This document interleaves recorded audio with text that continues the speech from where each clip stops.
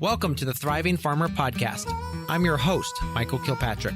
Our mission is to inspire, educate, and celebrate sustainable farming. We believe that you can build a profitable, sustainable farm that gives you true farm freedom. Join us as we talk to farmers, innovators, educators, and entrepreneurs to glean their top takeaways in business and life. Hey, Thriving Farmers, Michael Kilpatrick with another episode of the Thriving Farmer Podcast. So today I have Beth and Lex, who moved to their 12.5 acre property about an hour north of Toronto 16 years ago with the goal of raising their 3 kids in a rural setting and growing some food for themselves, as well as dabbling in some cut flower production and on-farm dog boarding. Now they are farming, in their 5th year of farming. All 3 kids are fully involved in the business, and Providence Hill Farm grows salad greens, market vegetables, microgreens, edible flowers, and cut flowers using all natural regenerative farming techniques, focusing on low no-till methods, heavy compost techniques, and the use of 13 caterpillar tunnels for season extension. They firmly believe that the key to a successful family-run farm is to continue to evolve and adapt the strategies for running the operation to match the current life stages, needs, and personalities of the people who are involved in the day-to-day running of the farm. Welcome to the podcast. Hey there. Hi, Michael. Nice to be here. Yes, thanks so much for hanging out. I've actually been to your farm a couple of times, so it's always great to catch up. So, all right, tell us 5 years ago, what was going on in your mind when you said we want to start selling what we've been doing on the side? Yeah, so we were gardening at the time, building raised beds. I think we got up to like 35 raised beds and never seeming to have enough. Yeah. Then all of a sudden we just found that we had a lot of produce. We were thinking, what are we going to do with all of this? So, hey, what about selling it off? So that's how we started. Basically, we started to open up other fields or parts of our fields and got into a couple markets and here we are today. So all the right. raised bed production has been limited, but we've moved out into the fields, into cat tunnels, and really changed just what we're doing and how we do it. And there was a big pause too between the raised beds and actually marketing, because once we decided that we wanted to go to market, we sort of had that, oh my goodness, realization of we're not really ready for that. The more research we started to do, the more we realized there's some basic infrastructure that probably is best put in place before you decide to go to market. Otherwise, it's tough. So we kind of had that transitional time where, we at one point thought, okay, yeah, let's go for it. Let's go for markets. And then we pulled back and didn't do it that year. So we put the extra year of pause in to build, which was a good thing, I think. Yeah. So what would you say that basic infrastructure that you went and had and put in at that point? Well, wash and pack for sure. We also expanded the area for our starts, that kind of thing, irrigation, of course, and A cold room. That was key for us. Yeah, for sure. And then after the cold room, we started to add tunnels. Yeah, I mean the cooler was literally the second thing that we built, and now we even use it for the overflow of our kitchen fridge, especially at Christmas and Thanksgiving. Right. So talk to us a little bit about the farmers markets. The farmers markets, I think, has been the main source of your sales. Let's talk a little bit about how you kind of started thinking about farmers markets, because you thought about farmers markets a little differently than most people do. Well, I'm not sure if we started thinking differently than most people do, but we really weren't sure what was available in our area. So we started kind of just applying to the smaller towns around us. We're about an hour north of the city, out of Toronto. So we had the option of looking into markets in the city, but really didn't want to go that route. It's a lot of commuting. It's sort of a big, it's much more competitive. So we started looking at the markets that are closer to us, applied to a bunch of them, got into our first choices right off the bat in the first year. And I think it was because we were specializing in greens and microgreens and maybe sort of seemed a little bit more like a boutique. So we got lucky. And I think we only realized later that we got lucky getting those spots in the markets because they were pretty prime markets, small, but very good for us. Actually, initially coming out of the raised beds, we were just going to sell we were going to try to sell the excess to restaurants, local restaurants. So that would have been our salad greens and our micros. And one of our kids said to us, you know what, I might want to get involved and try and earn some money here as well. At which point we said, well, then we're going to have to ramp this up a little bit more so that we can generate a little bit more revenue. And that's how we got onto the idea of going to farmers markets. And but then circumstances changed, and he didn't get involved, and so Beth and I just went to the markets, and did well. It was good, and continues to do very well for us. And I think we realized that even though at the beginning when we were sort of brainstorming how we were going to sell, we thought the restaurant business might be just an easier fit for us, just because it was a bit more flexible, or we thought, than the market thing. It would be on our time. We would have these individual relationships. Now, knowing what we do, I think that would have been the opposite. I think that restaurant contracts are great if you can get them. A lot of farms thrive on them, but it maybe doesn't suit our personalities in terms of the higher pressure, the sort of needing what you need right now. Yeah. Whereas with the market, you grow what you grow, and the worst thing that can happen is, you end up not having carrots that week. Yeah. And I think the two thing with how you've built your farm, you've also built with as you said earlier, a boutique feel. So you want the highest price for what you can get for things and grow small amounts of a wide variety and constantly be changing and trying new things. And with restaurants, well, yes and no, that does work for them, because in one aspect you have some very small chefs like the wine bars and that kind of thing, that's cool. But if you're going to actually make money with chefs, you need to be just cranking out production, and that's not your style. Right. Exactly. Yeah. Yeah. So let's talk a little bit about that production, because when you started, you kind of started with smaller, you added a bunch of beds, you added a lot of compost, and then you started adding tunnels, and now you're up to 13 tunnels. So talk to us about that. Right.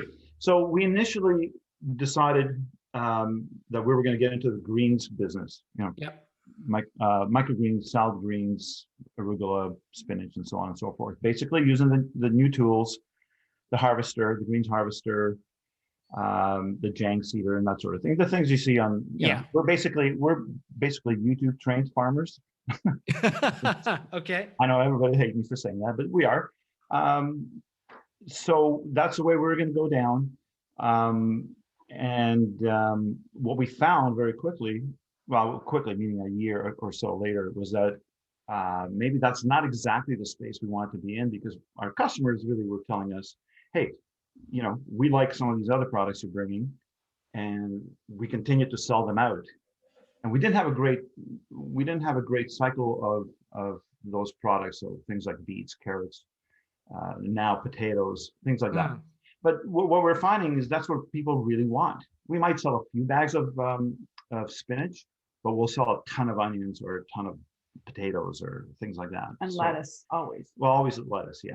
Mm-hmm. So we kind of shifted off from the sort of the greens production, not entirely, but to the point where it wasn't our main focus. And our main focus now, I would say, are the staples that people really, use on a regular basis, and are very happy to buy, organic produce. We're not certified, but it's perceived as what it is. Regenerative farming, as we call it here. And they're very happy with it, and it helps us because it helps us to streamline that operation now. So I got some implements for the tractor for the potatoes. So we're going to expand that quite a bit this year, and converted one of the tunnels to be strictly carrots. We have very heavy clay. Yes. So we added I think it's 20 tons, like a dump truck load of triple mix soil. So we raised the soil up by about 8 inches in the tunnel. Oh, wow. So, nice lush soil, easy for the carrots to penetrate, and hopefully we'll get straight carrots this year. Yes. And Okay, as far as the tunnel thing goes, we bought 3 originally, and then bought another 5, and bought some more after that. And really, that's really a function of everything that grew in the tunnels was way better. Yeah. And not to mention, of course, the season extension, but just the quality was just superb compared to some of the stuff outside. And so that prompted us to keep expanding that. We're using Farmers Friends tunnels, and we have a good relationship with them. They helped us. We had 4 of our tunnels got damaged in a very heavy windstorm here just a couple months ago. So they helped us to rebuild those. And so it's been really good. Awesome. Yeah. And I know the other thing too is with your salad mixes, you do some really cool things with your salad mixes. So talk a little bit about that, Beth. Yeah, so when we started out, we decided to jump right into microgreens as well as the salad greens. And so I sort of dabbled in a bunch of the different ones, but we ended up doing sort of the three big main staples because it was an add-on. So we do like the sunflowers, we do the pea shoots, we do the radishes and a few other things. But what I realized is I wasn't seeing a lot of salad mixes at market that had those already incorporated in. So we sell them on their own, but then I started to put together some mixed salads that were sort of like a specialty higher end salad.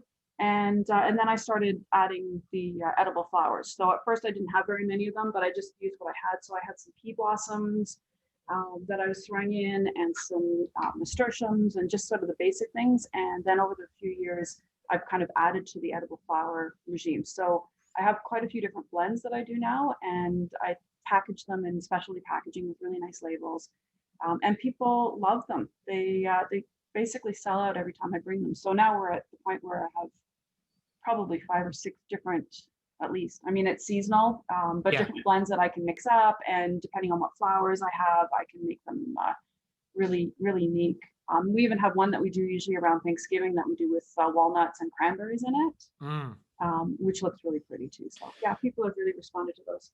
So I want to point that out because, something out there is like, people are like, well, everyone's got salad mix. I can't grow salad mix too. And I mean, whether you meant to do this or not, you basically created yourself. I mean, in the marketing world, they call it a blue ocean, where you basically created yourself a brand new, just product. So it doesn't compare to anything else out there. The unique packaging you've gotten, and people can go to your Facebook page and see the unique packaging you've got. It's just so different that it's created its own little niche. Yeah, and people are asking for it before it happens. I mean, we'll get requests early in the spring before the flowers are ready, or before I'm ready to put them together, which is a great sign, right? Yeah. And I have some people who will buy 2 or 3 of them a week. I mean, they come and they take them as hostess gifts. They are one woman comes every week. She buys probably 3, and she's single, and she just keeps them in her fridge because she wants a small salad, but she wants something beautiful. And so that's her way of just buying something nice for herself. So it's been interesting. And we do charge more for those, of course, and it's not a problem. People are willing to pay. Yeah, absolutely. So let's talk a little bit about schedule, because one of the things that when you started your farm, you're like, we want to farm on our terms. We don't want the, get up at the crack of dawn and, be working all day, every day. So talk to us a little bit about that. Yeah, I probably did ask that. So yeah, we do want to do it. We do it on our own terms. So to preface that whole thing is, farming is not our primary income. However, we do have an income goal for the farm. Yes. Which basically is to carry our entire homestead financially, and like that. So we have a slightly different approach and a slightly different goal mindset than perhaps farmers who have to, 100% make a living at it. So we are not morning people. Let's start there. It takes and we're older. I'm 60 years old. So it takes a little bit, of time in the morning to rev up our engines and whatnot. That being said, though, in the summer when we do need to get up, or when the weather is a factor, I mean, we certainly are okay with getting up early, but when we have the flexibility of our own schedules, we tend to just have a different pattern. So we just allowed ourselves to adapt that and to work with that. And like Lex said, because I feel like this is a second thing in life for us. It's not, we're not in our 20s or 30s trying to build a career right from the start. So we did this partly because we loved it, and we thought, well, if we're going to take this on, then we need to do it in a way that makes us happy. Mm-hmm. Like I said, it does not need to be our primary source of income, although it has certainly been a key addition to our income, and it's been really useful for that. But we've done our years of early mornings with our kids and all of that, so we try to make this set it so that it suits our particular personalities and work schedules, and it works really well for us. So there are a couple key components to that. One is the size of the farm. We do have about an acre that we're farming now, or just under an acre. So we made a decision last year that we were going to cap the size of the farm. We were not going to expand beyond that, because that would just bring on a host of problems that we didn't want to deal with. That would have full on thrown us into a full-time, situation with lots of headaches, because we'd have to hire from outside and so on and so forth. We also, this is a family farm, so we do leverage the young people in this household. They're all adults, but they're all involved to some extent. One of them works full-time on the farm. The other ones contribute differently. They're all at the market and that sort of thing. So it really does help us as far as from the labor perspective. So we do leverage the young bodies for labor. So that kind of takes a lot of the pressure off of us. I've got a couple hip issues now that slowing me down a little bit until I get that all fixed up. So that's kind of where we capped it. What we're doing now is rather than growing laterally, we're growing vertically. So we built out some new grow rooms. We're introducing mushrooms, for instance. We're introducing other product lines that we can just insert into our customer base to increase revenues, rather than looking for more customers, which we are anyway. But if a customer spends $20 with us, we're going to provide an opportunity for them to spend $40 or $60 with us. Okay. I think the other key thing for us too is that we've really leveraged what the strengths of each member of the family are. So, we've been able to divide the labor in such a way that we're all doing the things that A, we're good at, and B, make us happy. So, at the beginning, when it was mostly the two of us, Lex was doing a lot of the physical labor. I was certainly out there doing planting and stuff, but I was able to develop the value added products. I was able to do a lot of the marketing, spend more time at market, and that really suited us. And now that the kids are really on board too, we have our youngest is in school full time right now, and living here full time and working for us full time. And we've now made him our farm manager. So that he is this year going to take on a lot more responsibility in terms of the actual running of the farm. So that's helpful. Our middle son is living with us as well here, and he has a landscaping business. So he's not available full time to help us out, but he does a lot of work on the property and a lot of time at market. So what we've done is made him the market manager. So it's his responsibility now to make sure that we have enough labor going to the market. And we have this past season, we cut down to one market. We were doing two and we cut it down to one. So, it's not as hard to manage the scheduling, but we do have a double booth there now, and we're really busy, especially this year with the lineups with COVID. It really changed the flow of traffic. So we need 3 people there every single week. So that's on him to figure out, between our family and 1 or 2 other people we trust, how that works. Our daughter, comes to market. She's raising a small child, so she doesn't have a lot of time, although she'll be working part-time with us this year on the farm, doing some farm labor as well. So all 3 kids are involved, but they're all doing the things that really suit them and that their strengths are. And we don't know what the future will be for them, but we're sort of leaving room for them to move in and carry the farm. So that will also determine how big. Interestingly, the one market that we were at outsold the 2 markets that we were at the year before. Yeah. So that was all basically COVID driven and everything else. So we couldn't keep up basically in some parts.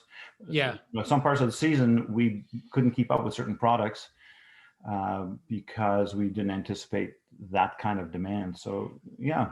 That was interesting. So now we're going to be driving a lot of business, or our business development will be driving business here to the farm.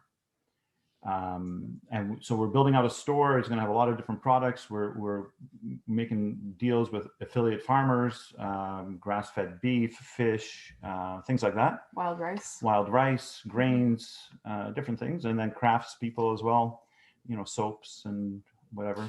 How many square feet will the actual retail space be in that store? The retail space is it's an L-shaped space, open concept. Yep.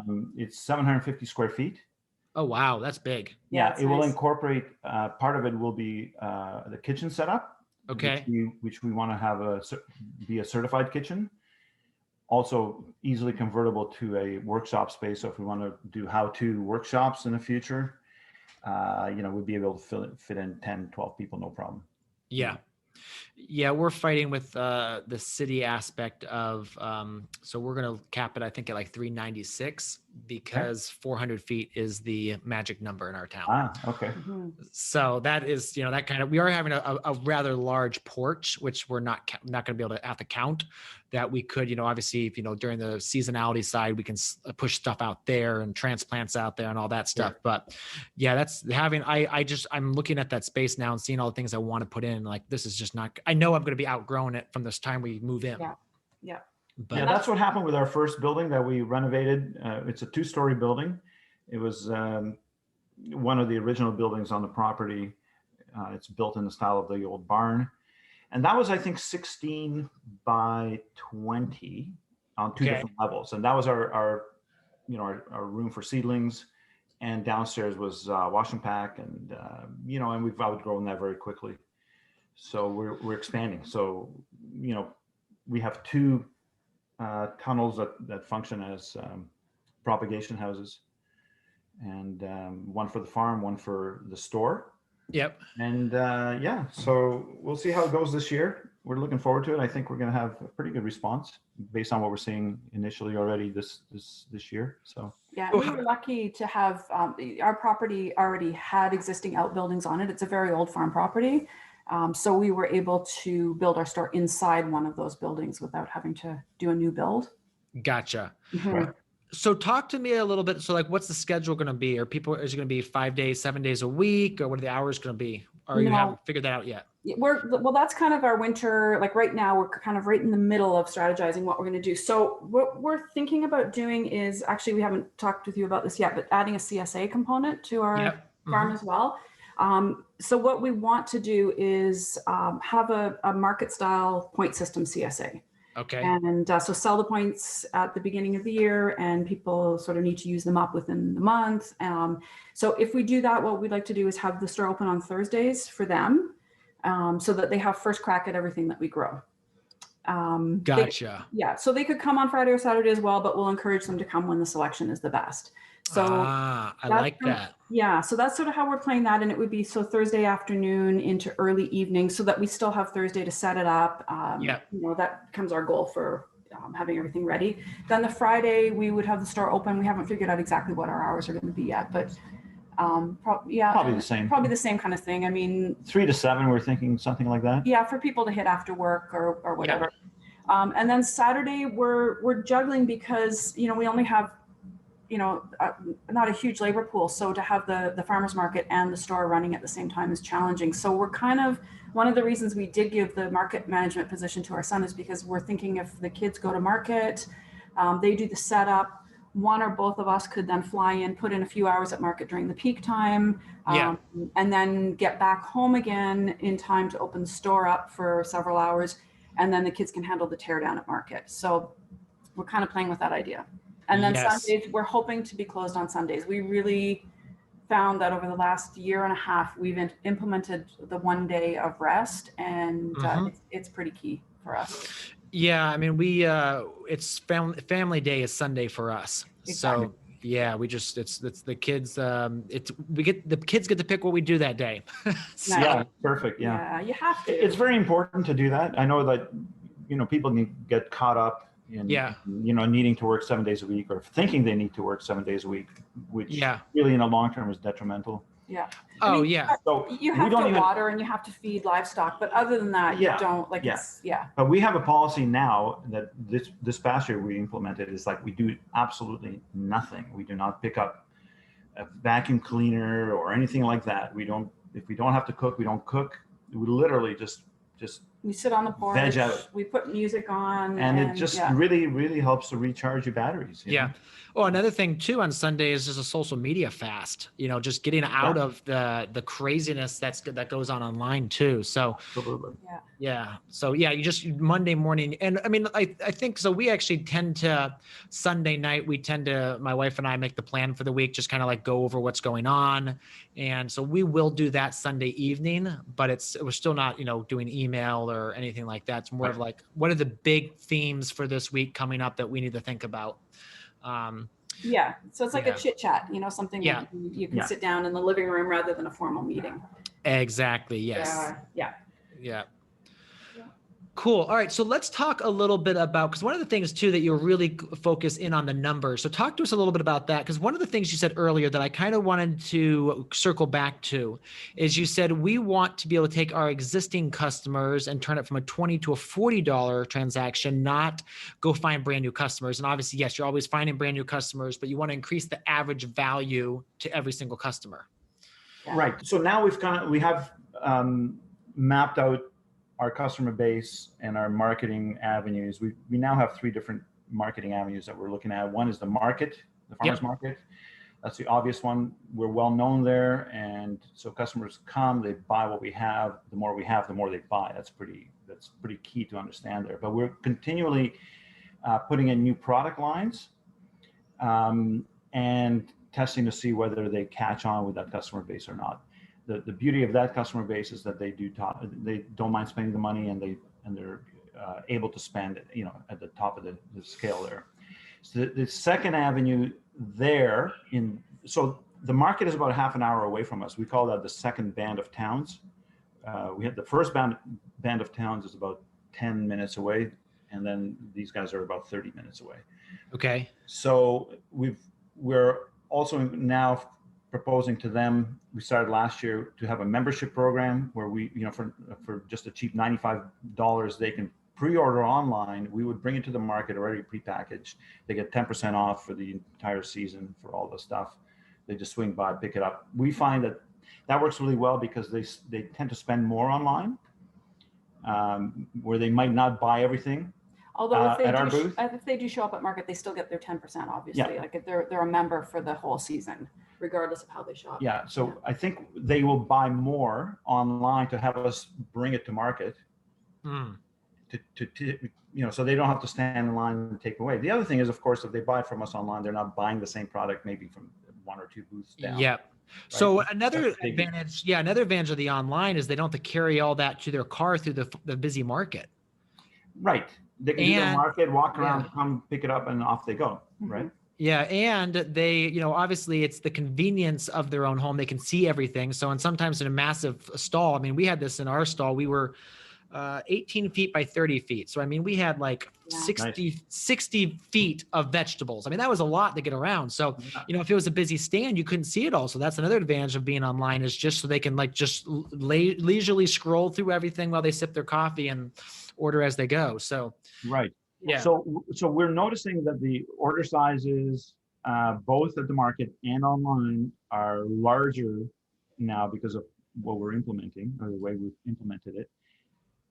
So that's one way that we're increasing the numbers there. So that's working out pretty well. The new thing that we're doing is we're starting at the CSA, but this CSA is like Beth said, it's a market style CSA, which really is really meant to force the customer to come to the store, because our store has a lot of other products that are not part of the CSA.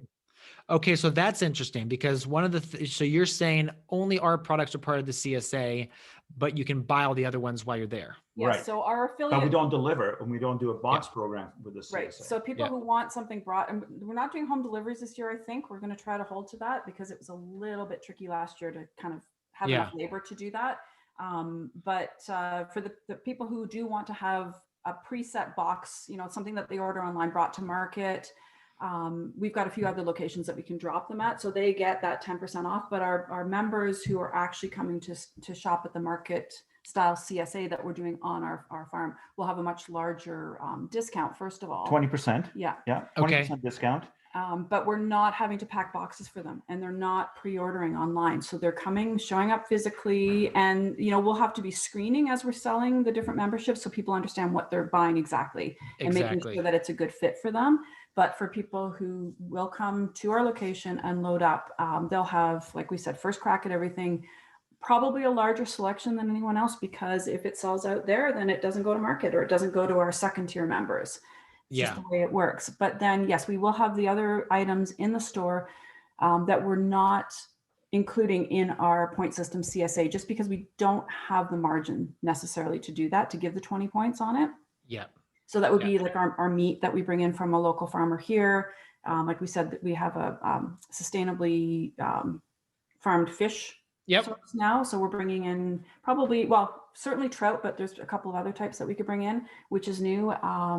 What else? Wild rice. Oh, the wild rice. Yeah. I just ordered that from Northern Ontario. Yeah, so I've got a big 50-pound bag of that coming in that we'll package up and be selling. So things like that won't necessarily be included, but the cut flowers that we grow, we will include, and all the value-added things that we create in our kitchen here will still be included in the CSA. Yeah.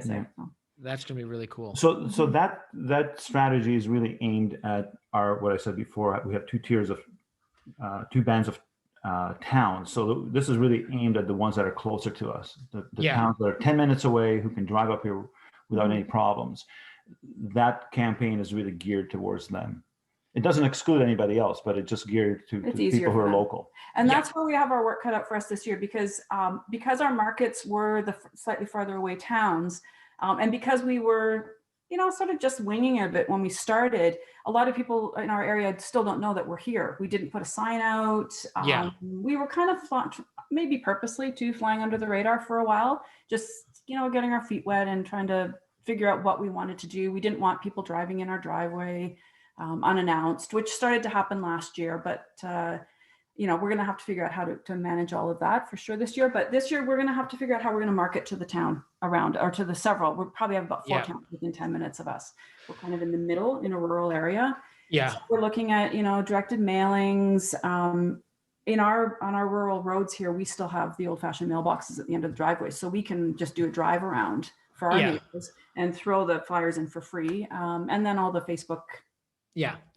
I mean, for me, the easiest thing, what we're going to be doing is we'll just be filming like a weekly or twice a weekly video, minute or two, just like, hey, walking through the store, showing all the cool stuff we've got. Yeah. And then just basically do a radius on Facebook marketing and just say, I want to reach as many people in this area as possible. Right. At least for the beginning. Once we start to build up video view audiences, then our marketing change in our pixel audience, then we change drastically with our method right there. But at the beginning, I just want to get who we are, what we have in front of people, because I just want to get people talking. Because once you get the community talking, then they're going to show up to see what the buzz is about. Well, that's it, right? And I've been reading a little bit of marketing stuff too, and the whole thing about women being the primary consumers for anything, but especially for this type of thing. One interesting concept that I found when I was reading was that women's sense of, I don't know if it's power, but they take a lot of pleasure from spreading the word. Like that really is sort of a status thing for women to do. And I think that's really key too. As soon as you have people in your community telling other people, that's when you really take off. And so, we have to just get to that critical number where we have enough people who know we're here. If they're happy with it, if they like us, if the product is good. And we're pretty confident about that just from our experience at market. We have really good rapport with our customers. We chit chat with them. We know them by name. They know us. So I'm sure that we can manage that at the store, probably more so here. And then be giving people tours. And I think, there is the whole romance of the farm too, right? So the more people come and spend time here, that will become the buzz. And we're even considering, like, we have a back section on our farm that we just have let go. It's just a field.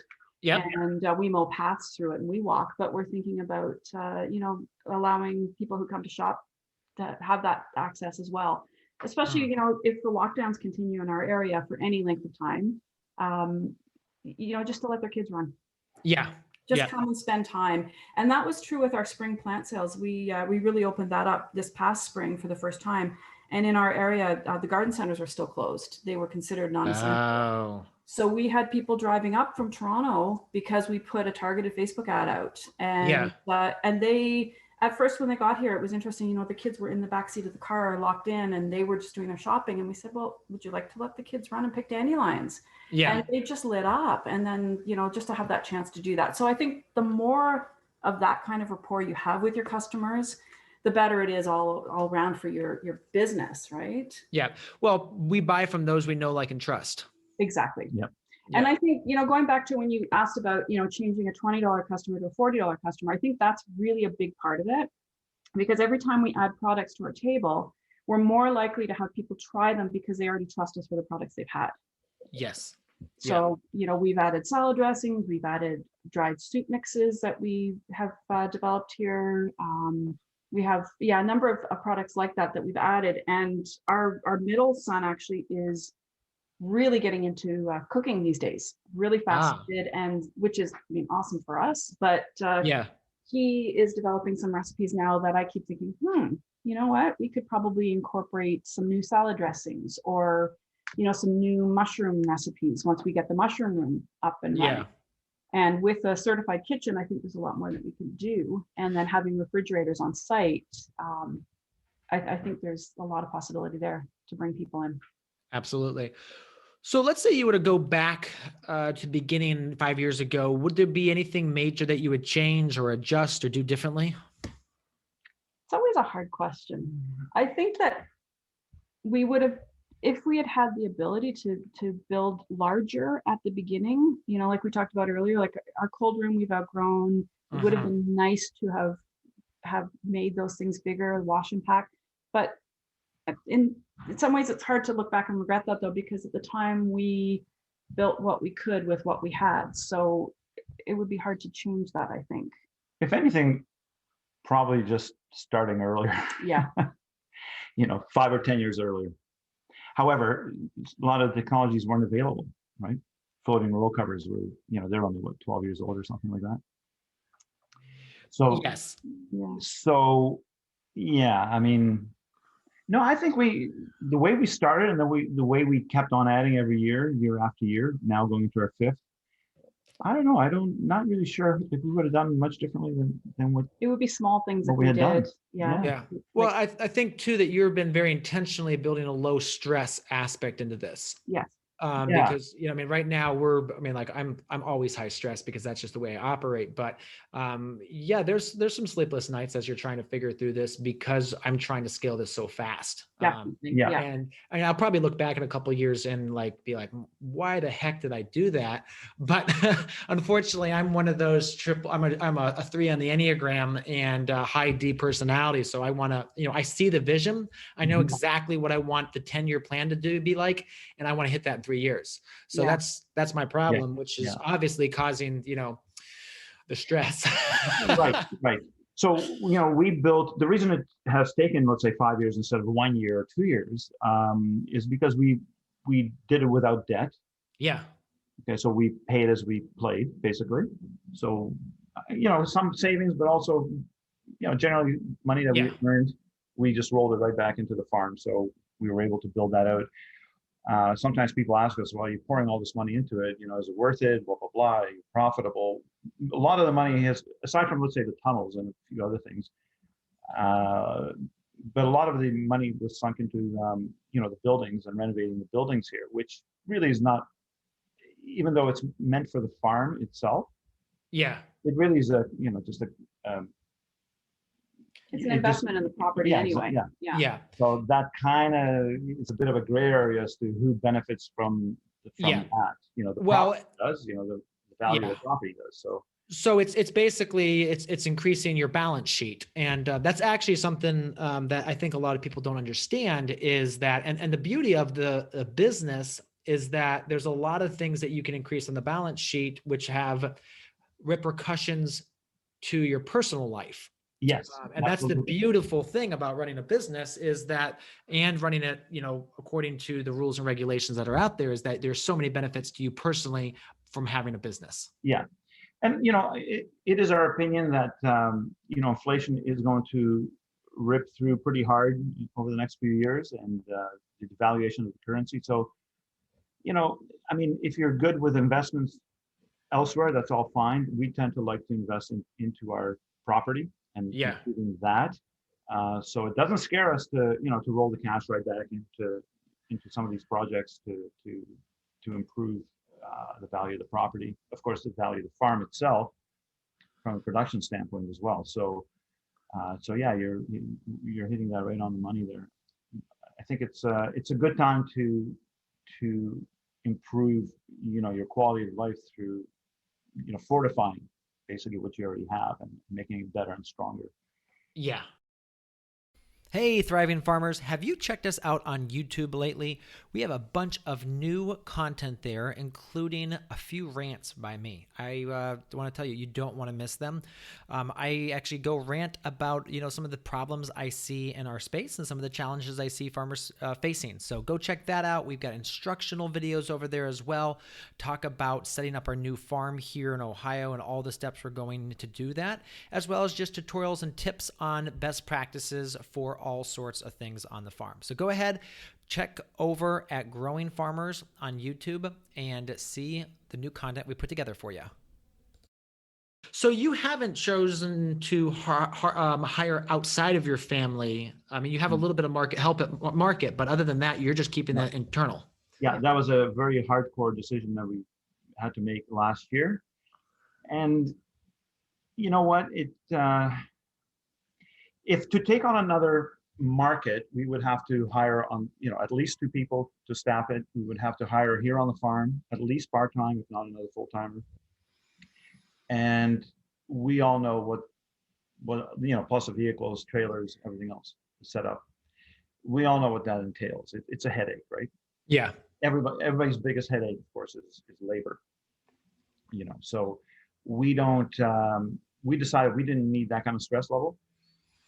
And we were pretty confident that we could earn the kind of money on the 1 acre that we're doing with all the add-on business little ventures that we do, or the add-on products that we do, that we would make enough revenue to cover everybody's needs and wants. So we pay our kids very well. We're at the top of the pay scale. It's $20 an hour for everybody. And then there's still money left over to meet our goals, which is basically pay for the whole homestead, farmstead. So, and then we do bring people in. I mean, like you said, we have certainly one person for sure we bring in when needed for markets if the family's not available. And he's a friend of our son, so does a great but job. he does a great job. And then we bring people in to help us build. Again, we've got friends that we've paid to who are very skilled. We've paid to help build the store. We know that we could probably find help if we needed it, just on a hourly basis. My biggest concern from farming is this: we're running, let's say, at a certain volume of farm, and this particularly speaks to the fact that you developed a hip issue, which slows me down considerably. But here's the issue: if you hire out, and people know this, I read this all the time. You hire out, you're running at a certain level, you're selling a certain amount, particularly if you're doing CSA, and all of a sudden, boom, person doesn't show up in the morning. Right. And then all of a sudden you're left scrambling. Well, how am I going to do all this to get ready for market or to be ready for the CSA pickups or deliveries or whatever? And that kind of stress I don't need. Yeah. No, I totally get that. Another thing I heard you say right there was you hire things out too. And I think that's another thing is some farmers think, well, I'm a farmer, so I do everything on the farm. And I'm like, no. You do the only things on the farm that you can do, and then you can hire everything out. So like, I think you were saying like some of the renovations that's getting hired out, that sort of thing. Yeah, absolutely. I mean, we had a goal in mind. We wanted to have the store and the facility open by a certain time. There's certain things I haven't done in 30 years when it comes to renos. And you know what? I used to do all my renos around the house. I could do full basements, everything else, drywall, you name it. But at some point you just go, you know what? It's not worth it. It's not worth breaking my bones to. And younger skilled labor is actually faster and more efficient anyway. So you get what you pay for. Right?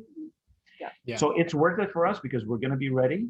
We can start marketing as opposed to missing deadlines. And yeah, sure, it costs some cash, but that cash will return back pretty quickly as far as we're concerned.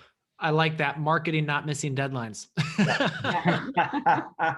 Yeah. So, I had a plan that I was going to be on the farm, actually farming for 3 years, and it has been 3 years. And, oddly enough, this year I'm not going to be doing a lot of farming.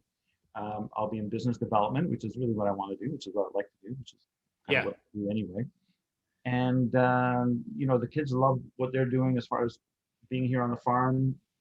Our youngest, who's going to be in his 3rd year now farming, we've kind of given the reins over to him. And, it's his responsibility. I mean, I'll still oversee what he's doing, but I think he's got enough skill and enough experience to be able to carry most of the, most of the project.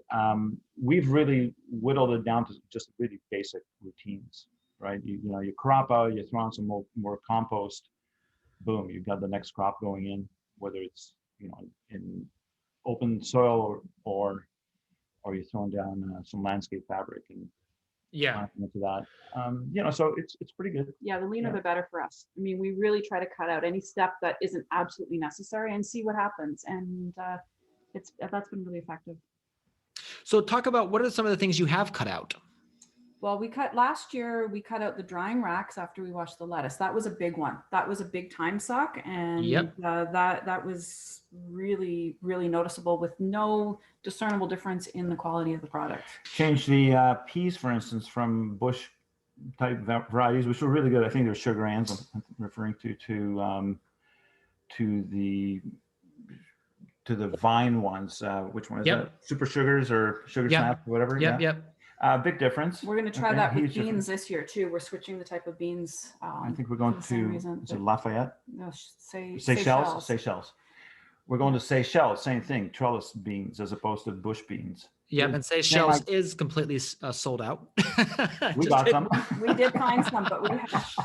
I will trade you some. Johnny doesn't have it, but West Coast Seeds has them, or did have them, a couple of weeks ago. So if people need them, we have them in hand now. So we have. So that's really good. But well, it was really interesting because I actually had an order placed on a bunch of things with Johnny's, and then literally a couple of days later they sent me an email and said, "Oh, all those things you ordered off our website, they kind of went out of stock from when you ordered them." Yeah. It's so hard right now. It's the worst that it's ever been. I mean, we ordered before Christmas, and I've had a couple of conversations with them. So they sent me the order that they were going to fulfill. Half the order was missing. Wow. Now, not to say it's out of stock completely, but it's going to be back ordered by whatever number of days or weeks, whatever. It's nerve-wracking.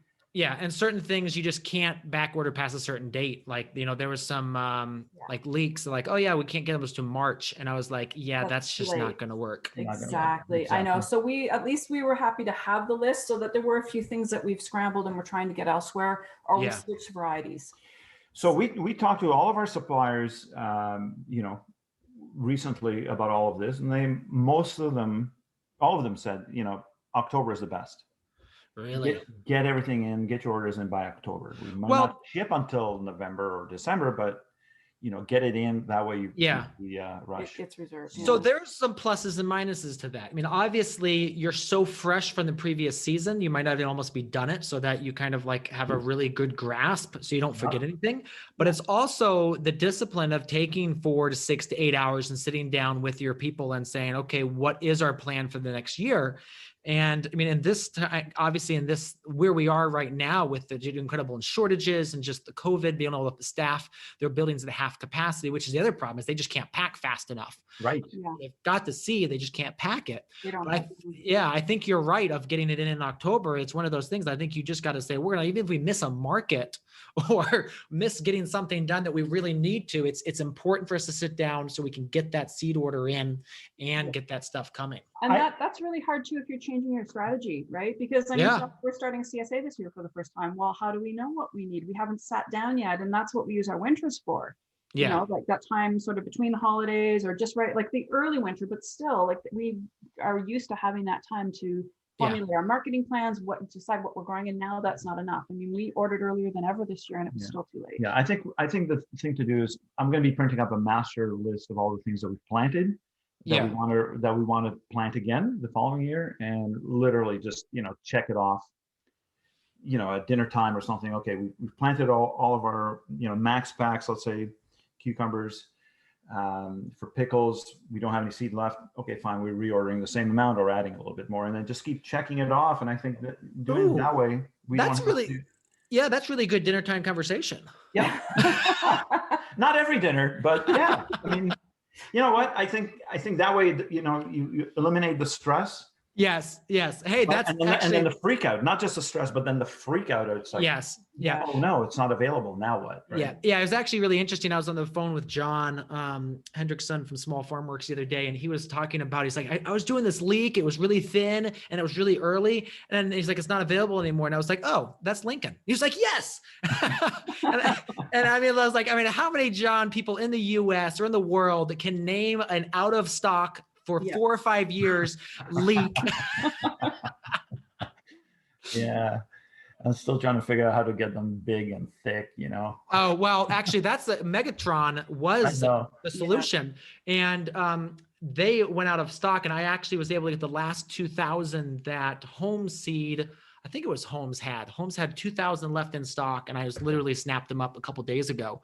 And they promised me they're going to ship them. But actually, and this is the cool thing about knowing so many people through 20 years or 15 years of being in the Northeast, but I was able to find someone that knew one of the breeders for the company that owns the parent stock. Oh, nice. Yeah. And what they said is it's not necessarily going 100% away. They said the company is changing its sales strategy. So they are going from a distribution model. And again, I'm not sure if I'm supposed to say this, but I'm not naming names. I'm just saying what the grapevine is saying, but it still may come back again, because again, it literally was the cream of the cream leek. I don't know anything that outcompetes just in the girth and the length and just how easy it is to produce. Yeah. Howard posted a picture a while back in the fall, and I'm going like, well, where are you getting, like, what is that? Yeah. The size of your wrist. Right? Yes. They're just huge and beautiful. Yeah. So, all right. So, talking about, going forward from here, you've been in business for a couple of years, and I'm sure you've seen farmers around you. What do you think the biggest mistake that farmers make is? Wow. Doing too much at the beginning, I think, and putting a lot of pressure on themselves to do it one way. Yeah. To me, that's like the biggest thing. Like, people are very dogmatic. That's what I was going to say. The dogma, I think, is probably in my mind, is the worst thing. Yeah. Sure. I mean, it's wonderful, and it's really important to have a mentor or many mentors, or have a source of information that you go to. And it's always a great jumping off point. But I think that the more people stress over having to do it the same way as their mentor, the more they open themselves up to failure, because it may not suit them. And it's not even, there's so many factors in that, right? There's your personality, and that's a really big thing to make sure you match. Because if you're not a really outgoing person, for example, maybe you don't want to go to market. Maybe you do want to market differently and have contracts that you're fulfilling. And if you're, there's all of that, but then there's your climate, there's your soil, there's the affluence of the area that you're selling in, there's the ethnicity of the area you're selling in, like what product are they actually interested? Are you growing them what you think they should have, or are they growing them what they would like? So all of those things need to come into play when people are making their plans. And I think with anything in life, as soon as you become really, really limiting on yourself about how you have to do it because someone else did it, I think that becomes a problem. And just to elaborate on the dogma part of it, we came up thinking that we were going to be greens farmers, right? Yeah. Yeah. You know what I'm talking about, right? We're talking about the Curtis Stone method of farming certain types of products. And we thought, okay, well, that's exactly what we're going to do. So we got, all the different gear and everything else all set up to do that. We never thought we were going to be potato farmers, first of all. Okay. Yes. Or onion farmers. Yeah. Yeah. Right? Other than scallions and, maybe something else. But, again, it comes right back to hang out on the groups over the last few years on the Facebook groups and, just watching what's going on and seeing what seems to be working for people. And oddly enough, I'm going to have to drop the same name. A couple of years ago, it was Howard who he does tons of onions. Yes. And I'm like, so what? And I think he was saying like you get like $1 an onion or more or something like that. Going, well, how the heck do you do that? So I thought, you know what? That just might be a thing to do. So we really upped our onion game and rightly so.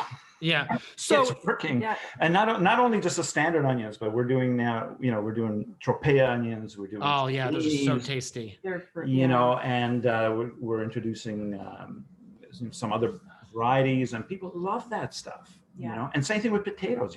We couldn't keep enough. So we got a couple of implements. We're expanding the potato program. That's not where we started. had we stuck it out with just doing greens and, maybe banging our heads against the wall because, the arugula wasn't working for us or whatever, we just kind of, no, if that's not working, then we're going to move to some other product lines that do work for us. Yeah, I mean, some of those greens, we were sure we were going to just go crazy, have a huge salad bar kind of setup. And the flea beetles took care of that idea really quickly, right? Yeah. And the climate. I mean, we get very hot in the summer, and a lot of those greens do not like the heat. So it's things like Mizuna that. doesn't work for us no matter what. Couldn't do that if we tried. Tatsoi, none of that worked for us. None of it. Yeah. Yeah, So it's interesting to watch, some of the, again, and I'm not saying this in a negative way in the aspect of this, they're basically doing this with harm in mind, that they're showing people these very specific ways that people are going to do it, and that yes, you should only do it this way. But when you're a 40-year veteran farmer, you've learned stuff, you've forgotten stuff that some of these people on YouTube that have only been there for a couple of years have learned. Exactly. Yeah. And that's, again, why we focus. Yes, we'll interview some of these brand new farmers, because I think it's very important to get some of their perspective on this. But when I'm reviewing video, when I'm calling someone about a question, a problem I have, I'm calling Howard, because I know Howard's got 40 years of experience and he's got a different perspective on things, obviously in Paul and Sandy and stuff like that. And again, I have a wide range of people I talk to, but you're right. Howard is not one of those two, doesn't have a big YouTube channel or anything, but every single year his farm consistently makes him a very good income from producing vegetables. And he's producing things like winter squash and onions and potatoes that people said, oh, you can never make any money off it. He's one of the only people in Vermont probably making money off hemp.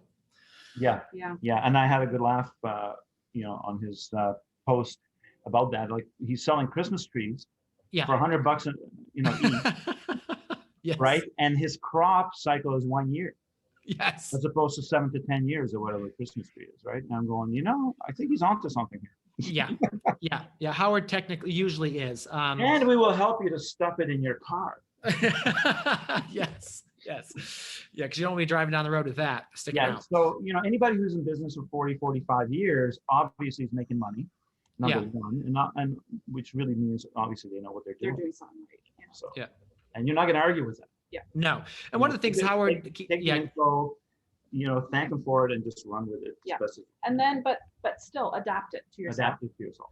Yes. And so that's the other thing too, as you said, don't take everything hook, line, and sinker. One of the common things too with the rise of the 30-inch bed system, and I would get a lot of hate mail for saying this too, is look, there's only so much you can mechanicalize there. And that's why we're intentionally going to be at a much larger scale that actually has tractors, because I value being 70 and still being able to, run and jump and do things with the grandkids at that point, and not be stuck on the deck with worried about, putting my back out again. Yeah. Right. So just to that alone is we are in a 30-inch bed system. We are no-till, no dig. Yeah. Just throw the compost on top 2 to 3 inches and keep planting away. And you know what? It works for pretty much everything that we do. It works. We're really not even broad forking. So how are you spreading that compost? So just want to finish up that thought. Yeah. But how you do that with potatoes? Yeah. So I got a middle buster and a trencher, and I'm cutting into the soil. Yeah. I'm not playing the game of we're no dig, no till. No, I'm digging and I'm tilling. For potatoes, I'm digging and I'm tilling. I have to. How else are you gonna do it? Yeah. So it's one of those things too, and maybe in a couple of years you will develop a system which you don't have to, but for now you're going to start with what's out there, and then you're going to adapt it and keep working it, make it fit to your system. Yeah. And that's all the fun of it too. Going forward is that you do develop new systems and innovations come. But we're fairly heavy clay, and you got to break through it. So especially with those kinds of crops, so you can not do the crop if you don't want to. If you want to be dogmatic about it and say, well, I'm not going to till, then okay, don't do the crop then, or start burying it with leaves or compost or whatever. But that we have a lot of voles and all kinds of critters around here that make a mess of that. So it's okay. It's okay. We're not that dogmatic about it that it's going to stop us from doing what what works anyway. So. What makes money and Well, what makes money and what our customers want, Yeah. Like they want French fingerling potatoes. Come on. I mean, who doesn't?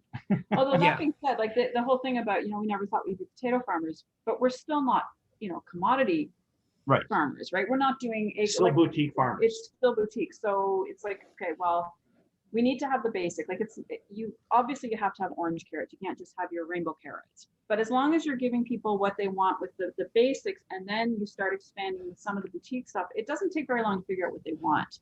So, like we said, with the boutique onions, I mean, we've got the regular onions as well, because everybody uses onions. But then the specialty ones, and the same is true with the potatoes. So we're still really being careful about how we select our expansion products. So you were going to ask about compost? Yeah. So how are you putting that amount of compost on are you using just a tractor bucket and then buckets, or? Yeah. So pick it up with a bucket, bring it to the doors of the tunnel, and scoop it out. Okay. I was thinking last year I was going to buy 2 large wheelbarrows that have a flat front, like a snub nose. Yep. Front. Yep. Put them nose to nose, and then dump the bucket into that, and then just wheel it in. But you know what? It's pretty quick just to scoop it up with 5 or 10 gallon, 5 gallon buckets, and then just go and just throw it around. Yep. Dump it. And you have short beds too, so it's not a long. 50 footers, yeah. Yeah. Exactly. So 25. It's not really feet. worth it. We have one tunnel that's 128 feet, and there we're going to drive in with the tractor. So it's got scissor doors, which I don't, but it works, and we're going to just drive in and just dump it, and then just spread it around from there. Yeah. What would you say your favorite tool on the farm is? Yeah, I know. Beth says, Beth is like, I don't know. She's going to ask me that question. I don't know what to say. Paper pot transplanter. Okay. Unless the tunnels are tools, which they are. Yes, they are. The tunnels are, but the paper pot transplanter for us is just night and day. That's what really caused that. That was the one tool that sealed the deal for me as starting farming. When I saw that, when JM had it and Curtis or whoever, when I saw that, I go, okay, I can do this. Yeah. If I can make it that easy, without killing myself, then I can do this. Well, especially with lettuce successions. Oh, yeah. I mean, you're just putting them in so constantly that it's a no-brainer. Yeah.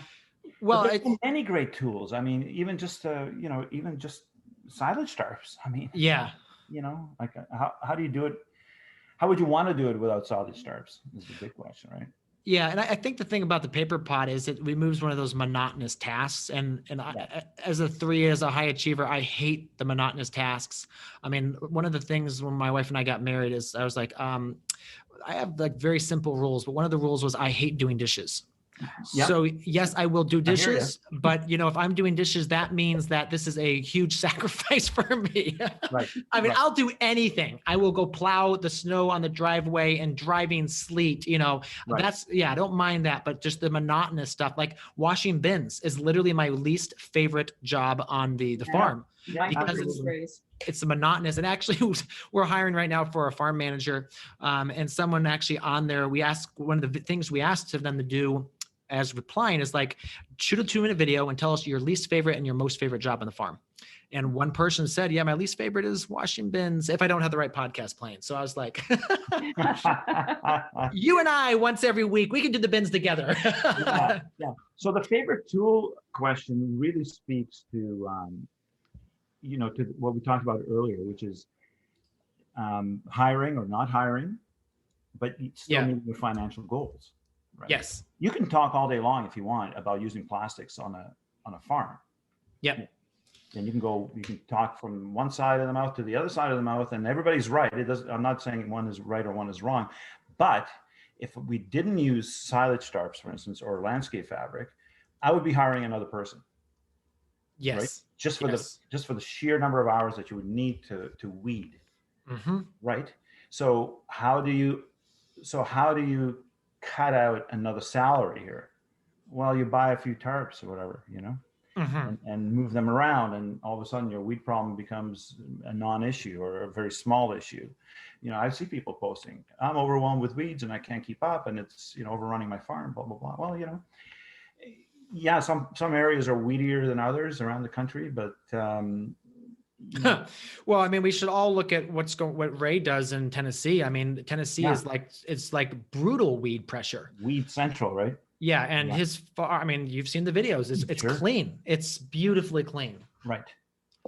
I wish I could say the same here. I mean, sometimes you miss a section or whatever, but Yes. generally speaking, we're on top of it, and we stay on top of it, and so that would be, that also. So I would say, even that, but so in combination of all these tools, you can reduce the number of labor hours. Yeah. To the point where you can do it on a very small scale, but do very good business. Yeah. Right. Yeah. Yeah. I still think the $1 million an acre is possible. I've seen you post that. I don't. Yeah, it's going to take a while. It's going to take a You while. have to explain that to me. Do a podcast with somebody, or by interview yourself and tell us all how that would be done. Well, it's going to take a few years, but I think we can pull it off at some point. Again, I think there will be an aspect of you will have to have some sort of microgreen system in there. But I think you could develop a small farm, an acre farm that's doing mushrooms. And again, there's so many different aspects of it. So like if you're not doing your own, if you're only doing the fruiting of the mushrooms and not the incubation and production of the mushroom blocks, then your mushroom operation instantly becomes 1/4 of the size. That's Yes. our that's where we're approach. at, right? Yeah. Yeah. It was the same thing. We looked at the whole mushroom thing. I'm saying to Beth, I said, you know what? I can't figure out how we're going to find the time and the energy to do a mushroom grow off. Again, without hiring, because that falls into my area of work. I do a lot of the more sort of hands-on, smaller scale work, like the microgreen. So the mushrooms would have been in my domain, and I already knew that I have X number of hours in a week to give. And so we followed up on your lead to the mushroom outfit here, not too far away from us, that will provide us with the ready to fruit blocks. the blocks, and I said, you know what, that works for us. Whether we have to hire somebody and do it here, or whether we just buy direct from somebody who already knows how to do it, and then just put in our fruiting room and away we go. That I can see how that works in our in our operation. So those are the kinds of decisions that we make based on, can we do it? Should we do it? Is there enough labor for it? And interest in our marketplace. So that's how we do it. If it's not making money for us, and if it's going to be killing us just doing it, then we're not interested. It's like chickens. Like I saw your post, by the way. Sorry about your hands there. Oh yeah. It was my father-in-law's, because actually we can't. Technically, we're not allowed to have chickens here. We're going to change that. We will, do it at some point. Yeah. But my father-in-law, and they're all brand new pullets, and that's where our eggs come from. All of them just gone in one night from mink. Yeah. So we have the same problem. We do have a mink on the property that we've seen running around chasing rabbits. We have coyotes, which in the past they have decimated our chickens. But starting a CSA, what is your best leverage of getting people in here? Is eggs. Eggs is the number one item. Even if it's a lost leader. Even if it's a lost, bunch of chickens. I mean, eggs is still the number one thing that will attract a crowd from pretty far away, really. Yeah. So we're very much considering of getting between 50 and 100 birds just to get the egg business going here and bring people here so they can buy other stuff, Exactly. Yeah. And you can't buy that in. It's not someone local that will sell you enough eggs. Not enough, I don't think. Not enough. Yeah. Everybody's limited, right? Because we do have limits. Oh, yeah. Our egg board is huge. Yeah, there are egg quotas here. We're under chicken quotas. We're under a big thumb here with eggs. We can't bring this to the market, for instance. Wow. So we can sell them here off our property, but only a limited amount. And I think I can't remember what the number of birds is, but it's pretty limited. So so we're struggling with that notion, but it is the very best single item that would generate business here on farm. Yeah, sure. Absolutely. Where can people find out more about you and what's going on up there? Well, we do have a website, which is providencehillfarm.ca, and then we're on Instagram and Facebook as well. All right. Yeah. Well, thank you both so much for coming on the podcast. Really appreciate your time, and just always good to catch up and see what's new with you. And I'm looking forward to watching you on the social media over the summer and seeing how things grow. Awesome. Yeah. Thanks for having us. Thanks. Hey, Thriving Farmers. Next week on the podcast, I am joined by Lisa Manning, who is the host at Harvest Hosts. And Lisa will share all about how farmers can add new sources of income by offering RVers an overnight stay on their farm. So join me next week as Lisa and I discuss all about helping farmers add another source of income. So there you have it, another episode in the books. So I'd love if you would hop on over to iTunes and leave us a rating and a review. Those mean everything to us. We love to hear what you're thinking. If you have a podcast guest that you can recommend, please pop on over to the Thriving Farmer Podcast website and leave us a review. That's thrivingfarmerpodcast.com.